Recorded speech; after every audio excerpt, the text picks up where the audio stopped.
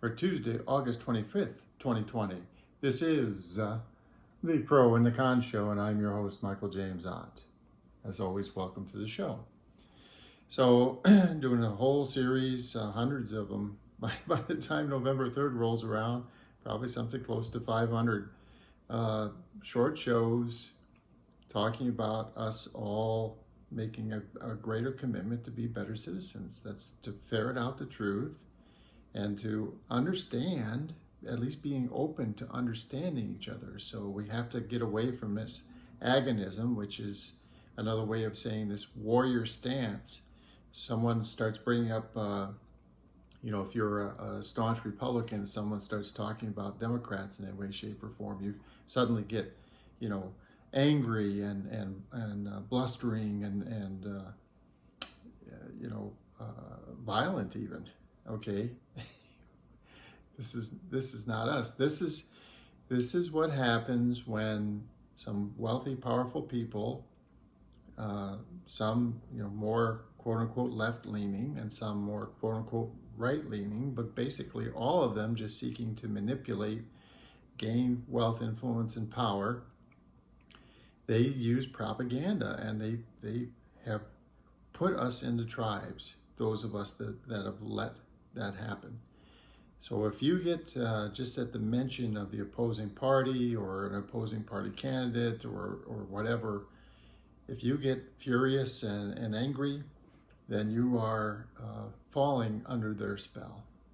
And I would strongly, I beg you, please don't do this, okay?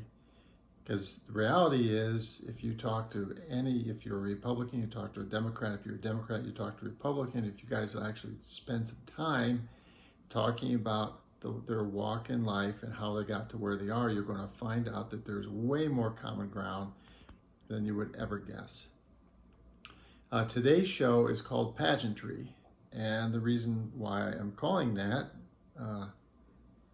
is I, again, 59-year-old white male, the Trump campaign assumes that I'm going to be a follower of his.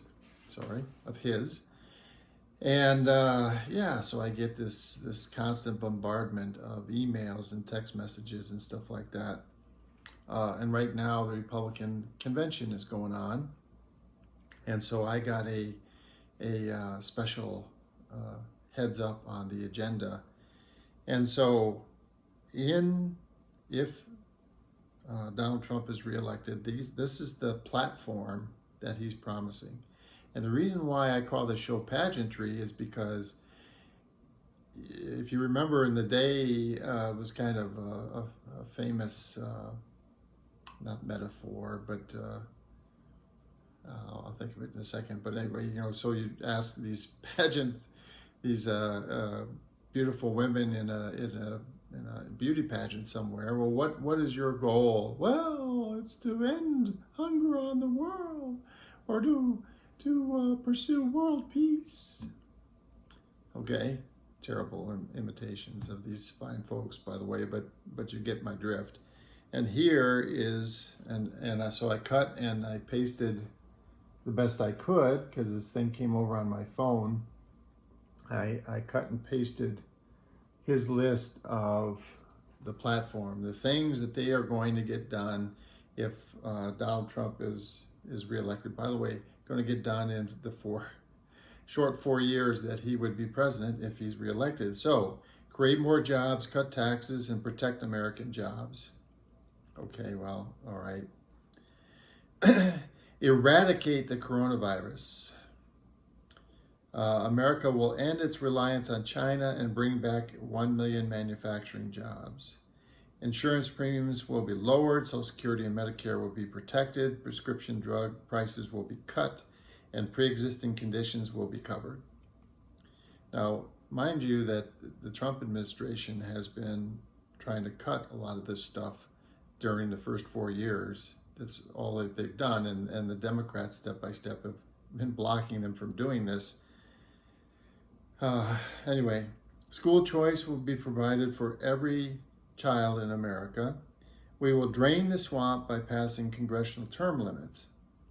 Law enforcement will be fully funded. No more sanctuary cities. Human trafficking networks will be dismantled. I don't even know what he's talking about, human trafficking networks. And illegal immigrants will be blocked from becoming eligible for taxpayer-funded welfare, health care, and free college tuition. Now here's a great one. We will establish a permanently manned presence on the moon in 4 years. And send the first manned mission to Mars in 4 years.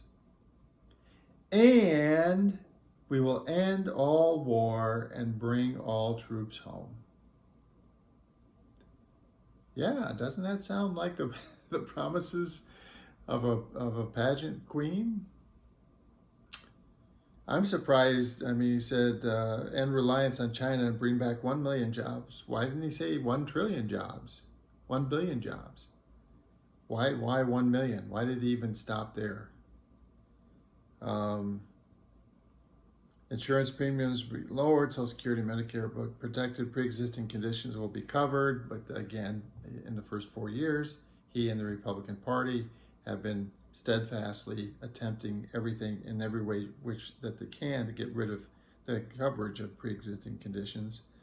They're going to get congressional term limits. Yeah, that's not going to happen unless we, the citizens of the United States, go in force into the streets, basically, and demand a constitutional amendment. There's no way that Congress is going to pass a law limiting their own term limits. There's too much in the game for them. There's no way. Republicans or Democrats are not going to go for this. And the President of the United States, well, he can sign an executive order. He can sign all the orders that he wants, but no one is going to heed that. And then the permanently manned presence on the moon, first manned mission to Mars. In 4 years, we'd be lucky to make it back to the moon. Period. And then, of course, they're going to end all wars and bring all of our troops home. Well, this is something that, that in and of itself, some of you out there may say, well, that's a great idea. But the reality is, including this administration, that we have found that, and honestly, the average American, we should not bring all of our troops home. There is, a strategy and a benefit for America having troops spread across the globe in different areas. It is a deterrent against aggression from some people that if we weren't there, they would be much more aggressive, and step by step, free-thinking peoples would be overrun. And yes, that costs us some money, but the number of troops that we have to have in these different areas is not that high. You talk about 10,000 troops or whatever, which again is not cheap, but it's not horrific either. Anyway, the whole point behind me talking about this is the kind of list that, I'm going to say it. Folks, if you believe that Donald Trump if he is reelected, if he were to be reelected, if he is reelected, that he's going to even come close to doing any of this, you're very gullible. And if you don't know what that word means, look it up. But it basically means that you'll believe anything. There is no way a permanently manned presence on the moon, a manned mission to Mars in 4 years. Coronavirus eradicated. For a leadership team that won't even implement the testing, as I've talked about in the past several shows. They won't even implement the testing that we need to get to a place where the economy can be at least reasonably opened and all of us can return to some semblance of normalcy.